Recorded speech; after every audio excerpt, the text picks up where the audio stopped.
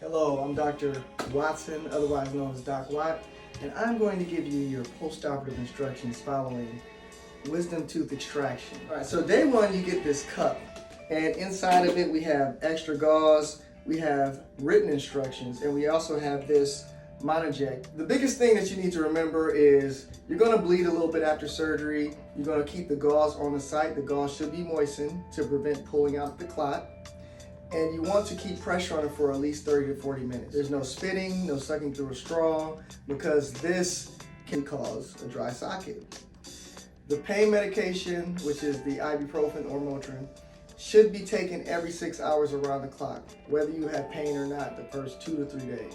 That brings me to the next thing, your diet. Your diet should be soft, nothing crunchy, nothing sticky, nothing chewy. So day 2 through 5 usually have some level of swelling.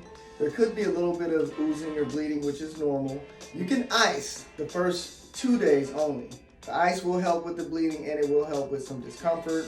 The other thing that is probably one of the most important things is you will have a wound in your mouth. So you need to make sure you're keeping it clean. Anything in your mouth is going to want to go to that site because the site is now irregular and it is vulnerable to infection. So you need to make sure that you're brushing your teeth normally. No peroxide. Peroxide will dissolve the clot. Do not use any of your Listerine products or anything like that. You can rinse with warm salt water. The irrigation syringe is to actually rinse out the sockets.